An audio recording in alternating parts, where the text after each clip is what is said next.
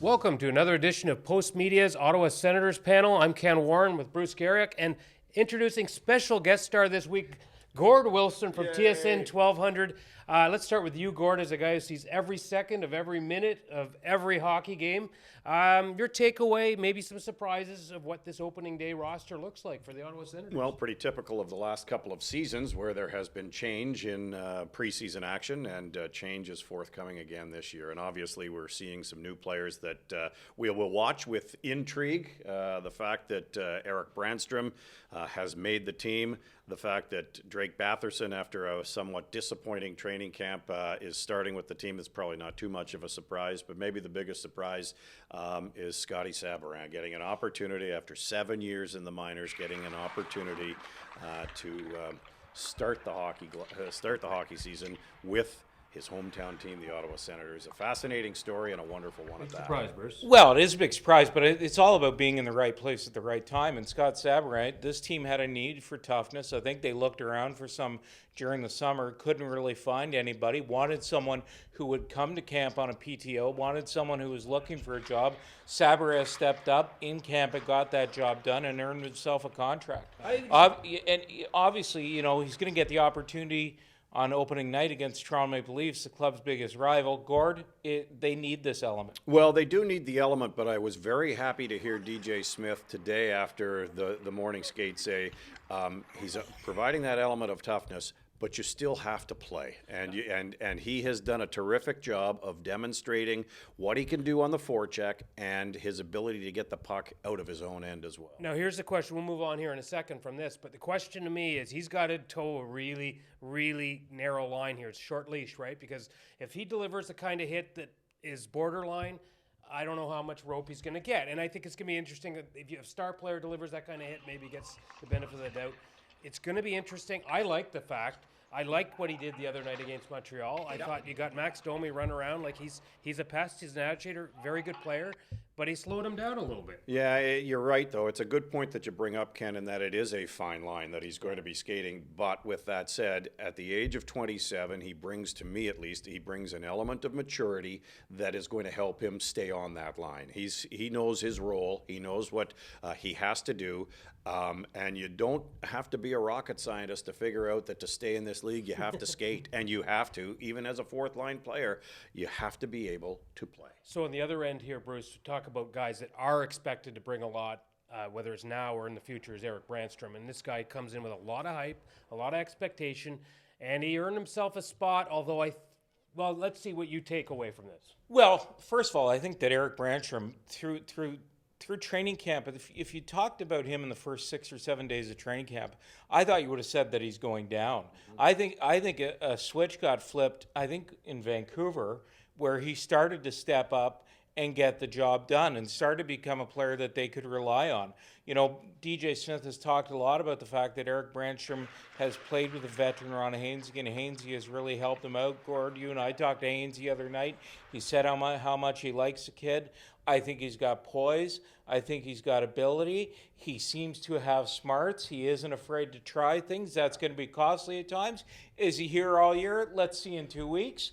But at least he's here to start. Go ahead, Gordon. Well, you hit the nail on the head about Vancouver. First of all, leading up to the game in Vancouver, he had started to get better and better as camp went on. He was good in the scrimmages. He got better every day. His practices, he showed that he's an extremely hard-working young man. But the Vancouver game, and I rarely offer in-game tweets while I'm on the air. I rarely send out tweets, but he had one shift, and it's an extremely small sample size, but I sent out a tweet from Vancouver on Wednesday night saying, I've just seen a 35 to 40 second shift where this kid can play. And I after that moment, I thought I would have no qualms whatsoever in putting this young man in the starting lineup to at least start the season. I'm of the belief, you know what, 1 month into this season, we might see a few more changes, but at least for now, I have no problems with any of the players. I was just going to go there, and I read that. I was at the game, read your tweet, exactly what I was thinking at the time. I do think that this team, the organization wanted this guy to make this team right now. You're justifying your trade a little bit, right, with Mark Stone. I thought Max Lejeune went down a little early. I thought he deserved a little bit of a longer look. But this is going to be intriguing. If he struggles, and that's, for the Senators with Ron Hainsey, it's going to help him. If he struggles, they can't wait forever to keep him here, right? And bring somebody else up. Well, with Lajoie and Yaros in the minors, you've basically got guys with 100 games of NHL experience down there. So you can move guys in and out if you'd like, if those guys aren't getting the job done. I don't think there's any question about that. Two things we have to remember here with young players going to the minors or young players staying up with the team. Number one, the team has always had a philosophy since 1992, a philosophy of developing their young players and developing them where they think they belong. And if that's the American Hockey League for a little bit of seasoning, for a little bit of overcooking, if you will, then they're going to do that.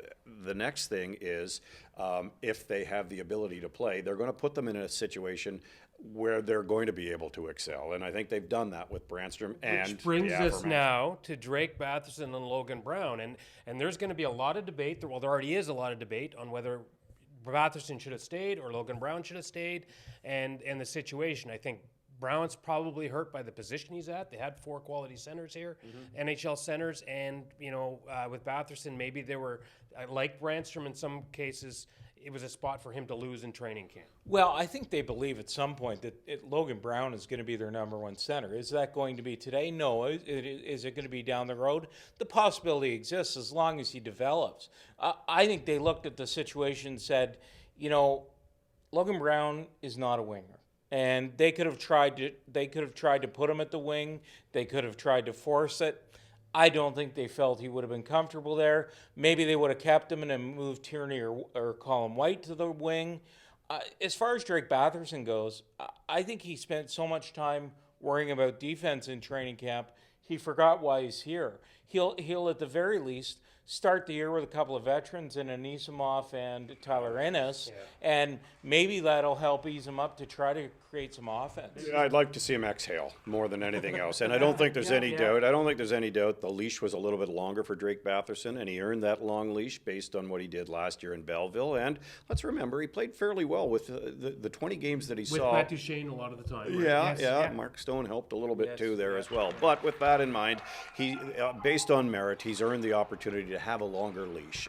Now, as I said, I'd like to see him exhale and just go out and play. And DJ Smith emphasized it this morning again. The head coach said, we want him to be a power forward. Well, you got to demonstrate, you got to duplicate what Vitaly Anisimov did, and that is spend most of his time, in the offensive zone at least, playing between the dots. You got to play a hard game. You got to go to the net. I mean, it's Brady Tkachuk 2.0. Drake has got to be that type of player. You know what? I think that putting him with Ennis and Anisimov is going to be helpful. Those two guys, I didn't know, honestly, a whole lot about those guys before camp. Very solid veteran players that work their tails off. And both drive offense. I think with Anisimov, that's a key here. He likes to drive offense, and if Drake Batherson can plug up and down, plug's the wrong word for a guy like Drake and his skill, but up and down the wing, hard to the net, they'll find him the puck. I look at the situation now. We'll see where this goes. I mean, there are a lot of moving parts on this roster, and there still could be a lot of change before the end of the regular season. Before we wrap this up, guys, a couple thoughts. Just maybe finally on the goalie rotation. Looks like Craig Anderson is going to start the year for the first game. They really want to push this 50-50 split as much as possible. And with the goalie, and tie that in perhaps to what you think these expectations are going to be for this club. And maybe we only go on a 2 or 3 or month-long basis before we figure out where it's going to go. Well, Craig at 38 years old, he started 47 games last year. He played in 50. The team has given up more shots than any other team.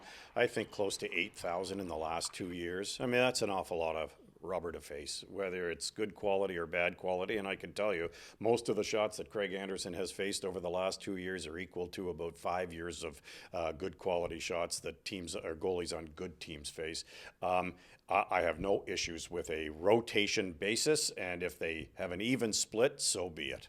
I look at the situation, and I know what the expectations are for this team. I was talking to DJ Smith this morning. One of the things he said is that I haven't seen anywhere where this team hasn't been picked 31st. I think they'd just like to be above expectations. If they get good goaltending and improve defensively, then maybe they can do that. Again, it's like most teams at most points goaltending and special teams. And, you know, maybe they can surprise a few people. I still think it's going to take a little sorting out, like you guys say. Thanks again for tuning in to Ottawa Senators Post Media Panel. Appreciate it.